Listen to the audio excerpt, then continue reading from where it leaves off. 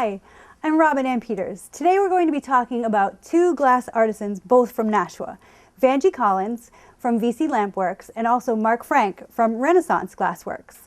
Both will demonstrate some of their glass work techniques for us, and we'll get to talk with both of them a little bit later on in the program. The early experiences of the Phoenicians, the Mesopotamians, and the Egyptians kick-started the glass-making process that ventured over millenniums. Today we're going to look into some of the more modern refinements of this historic craft. Let's start by going to see Vanjie in her studio right now.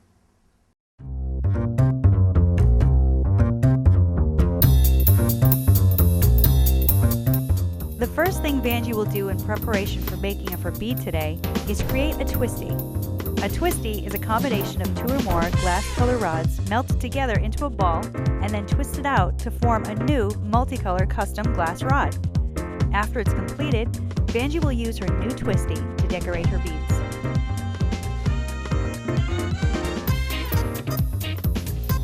With her oxygen generator running, Vanjie takes two glass rods and heats them up to make sure they are nice and warm.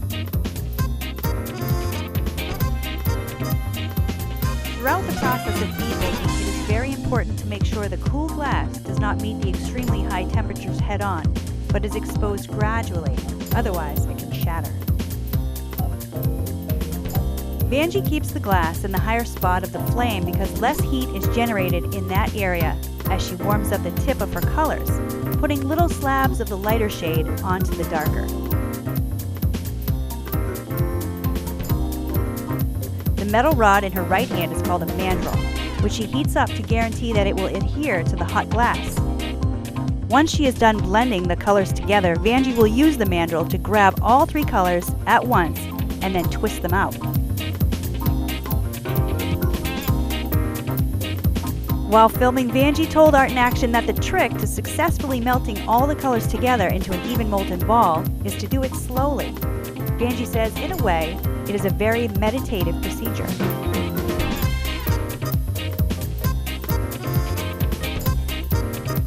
Once the shape of the ball takes on a suitable rounded form, Vanjie lifts it higher into the flame in order to cool it down just a bit. Here it begins to become more solid. The top part of the flame prevents it from drooling, dripping, or losing its shape, as it may do so if kept too long in the hotter regions. When she grabs the end of the molten combination and twists it out, each hand twists in a different direction, and voila! A twisty is born.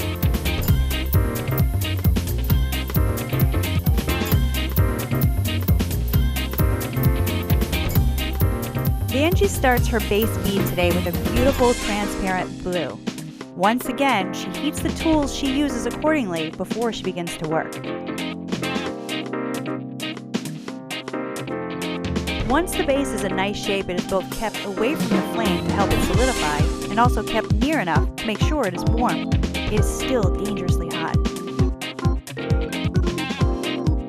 This takes a bit of temperature control as Vanjie has to decide when to put the glass into the flame and when to remove it to make sure it does not crack. Vanjie adds more color as she deems necessary for the type of bead that she is making.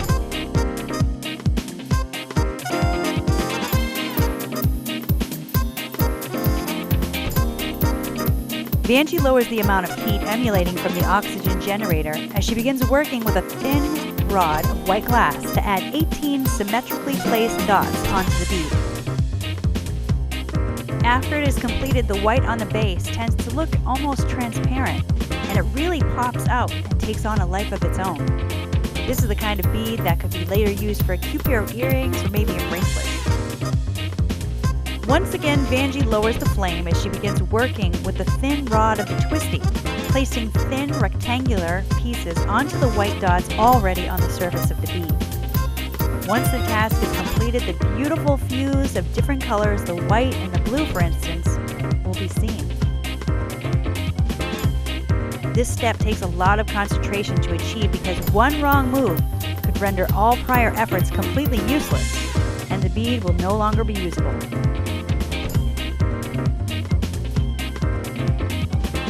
After the glass is melted together to where Vanjie is happy with the results, She will let it cool down in the lower part of the flame for a bit, and then she will place it into the kiln where it will be baked at 960 degrees. Now that we've seen Vanjie make a bead, let's go talk to Vanjie about the art of bead making. Hi, we're here with Vanjie Collins. She's a lampwork bead maker. Vanjie, thank you so much for letting me come into your house. Thank you for visiting. This is a really extraordinary craft that you have. And actually, over the past 300 or so years, lampwork bead making has been mostly a mystery.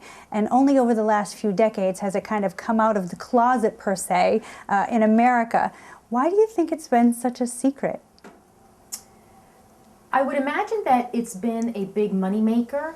I think it was probably how folks probably, centuries ago were making their income, and they probably didn't want to share their secrets because maybe they were a little greedy, or maybe it was just it was their thing. And after having discovered it myself, I think I can relate to that feeling of just kind of wanting to keep it to yourself a little bit, some of the secrets.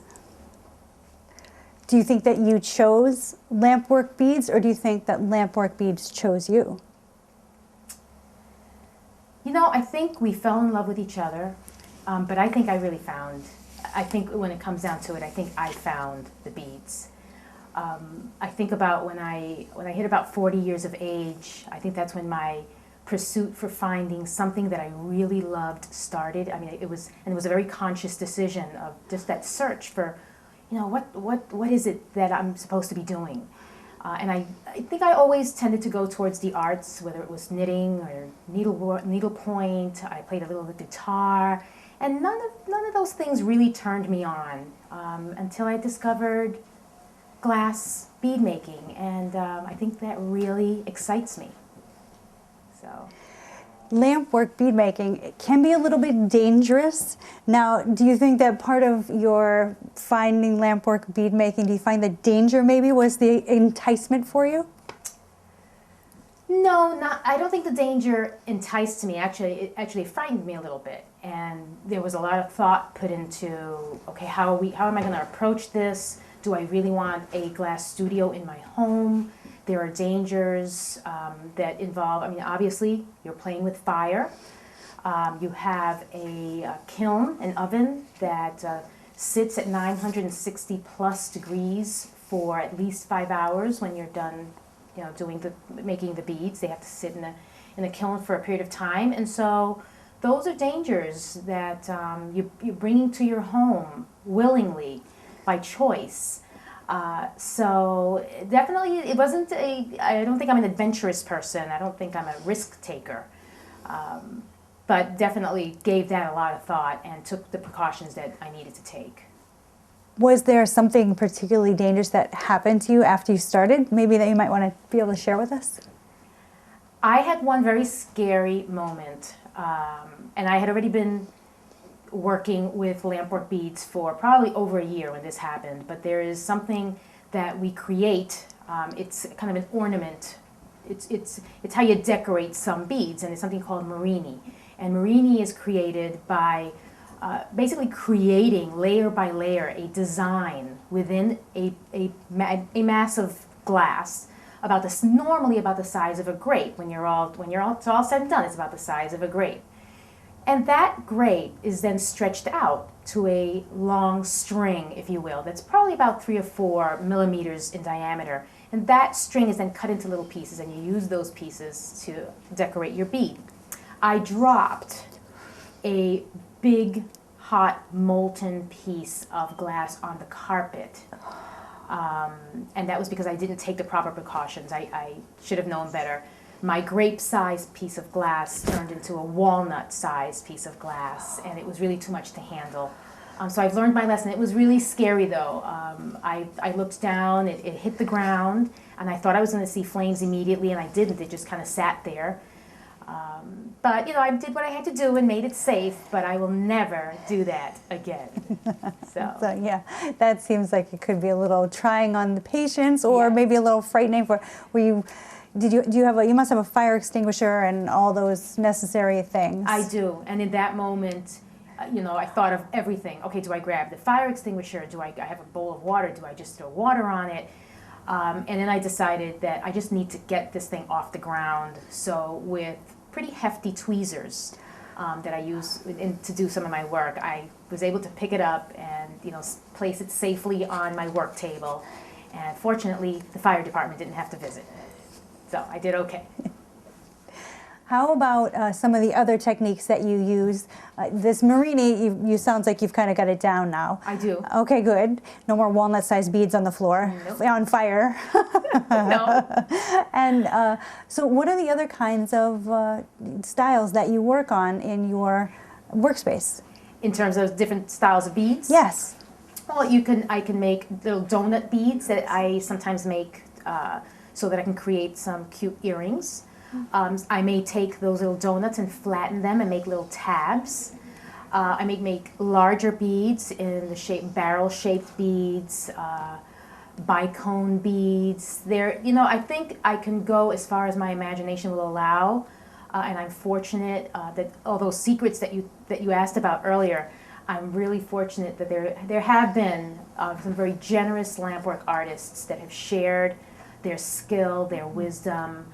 And they've shared those discoveries through books, videos, and so I have really benefited from all the work of the past lampwork artists, definitely. What separates lampwork beads from other beads? Apples and oranges. I think that a lot of the beads that we find in department stores and in beautiful jewelry, I'm not really putting those beads down, but those beads, most of them are mass-produced. They come in from outside the country. And lampwork beads, every single little bead is unique, is original, is, you know, created because, well, I guess we take, for instance, the season right now, the fall. You know, the colors, although it's passing, unfortunately, but so, and that's the difference. I mean, it's not mass production. It's originality, it's passion, it's texture. Every single bead is special. Is that why you make lampwork beads, Vanjie? I think so. I think it is I too. think so. After seeing your collection, I'm totally convinced that's exactly why you make them. Thank you. I think it's a joy. I hope we get to see a lot more of your work out there in Nashua and hopefully beyond. Thank you so much for sharing your time with us today on Art in Action. Thank you. Thank you so much. We'll see you soon. Okay. Mark from Renaissance has been working with glass for a really long time. Let's go to his studio and check out some of his work. Hi, we're here at Renaissance Glass in Nashua, New Hampshire. I'm Robin Ann Peters here with Mark Frank. Mark, how you doing today? Hi Robin, thanks for coming by. Glad to be here. You have some amazing pieces of art that are here, and anybody that doesn't know about glass working, maybe you might be able to tell us a little bit about how it's made. What are your materials? Well, we buy our glass all colored and we bring them in, we make patterns and then cut them and lead them together. So we don't actually make the glass here, but we use glass that's manufactured all over the country as well as the world. Okay, so then once you get the glass, how do you get the ideas to make these pieces? Well, everything we do is designed by my wife Kathleen, and sometimes do it for the custom work. People come in maybe with an idea, maybe with just an area that they'd like to see some glass in. And then we just take their ideas, let them look at pictures, and take them and go from there. Now, Kathleen, how many drawings does she do? Maybe every week? Does she always drawing? No, she usually draws about a week out of the month. Not necessarily a week in a row, but you know, about a week out of the month. The rest of the time, she helps in constructing the pieces with us. You and your son? My son Kyle. Okay, then maybe we'll get to meet him later. I'm not sure if he's going to arrive or if we're going to meet him later, but I do want to meet Kyle. Yeah, he's quite a craftsman. He's become a big part of our business. He does a lot of the glass cutting for us, as well as he comes up with some pretty good ideas. How did he get involved with the company? His family business, is it just kind of innate as a child? No, actually, it was just something that after high school he decided he wanted to try while he was trying to figure out what he wanted to do with the rest of his life, and he's kind of just stuck around. Okay, well, are any of the pieces that I'm looking at, any of those his? Actually, just about everything in here, the three of us have our hands on at one time or another. We all do something a little different with the pieces, so most things, like I said, are touched by all of us at one point. That's beautiful. Wow, what a wonderful family business to have here in Nashua. Yeah, we enjoy it. What are you working on right now? We're working on a bathroom window for a private home in Nashua, as well as a number of other things for the League of Hampshire Craftsman galleries throughout the state. What kind of things are at the galleries? Well, we do a lot of window panels, like big sun catchers like the ones behind us, and the ones hanging around the shop. And for hanging in the windows, and then also boxes and just all different little gift items that they'll sell through this holiday season. Okay, nice. Well, let's take a look around the studio and see what we can find. Okay. Okay.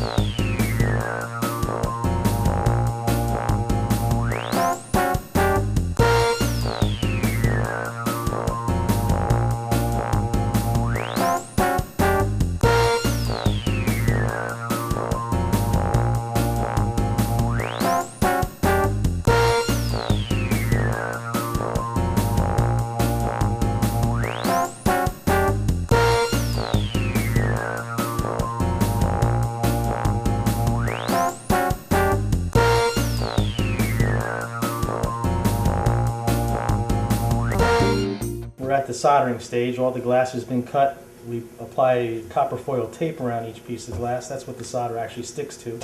And now it's all ready to go. And what I'm going to do is flat solder it to hold it all together. The solder only sticks to the copper, not to the glass. These irons are hot. Solder melts and flows onto the copper. And this coat really is just a base coat. It's not the finish coat. The finish coat will come later after I'm all done with the flat coat. This is just to hold everything in place, give us a base for the finish. Do you have to aim, actually? Actually, no, the solder flows off the iron and will only stick to the copper, so as long as the iron is in touch with the copper and heating up the copper, the solder just flows nicely. It will not stick to the glass. Why? Nothing sticks to glass. It's got a very smooth texture, smooth surface, and very little sticks to it forever. Now that piece that just came off, that will just That will dry just, and come right yeah, off? that will, and solder's a funny thing. It looks the same hot or cold, so I'll give that a while to cool down before I touch it. Because even though it looks like it's solid, and it's probably solid, but it's still very warm. And like I said, I don't really care what the solder looks like at this point. I just want to make sure that there's no holes left and that it's forming a nice base coat. And my wife Kathleen will actually come by later, at a later time, and do the finish work.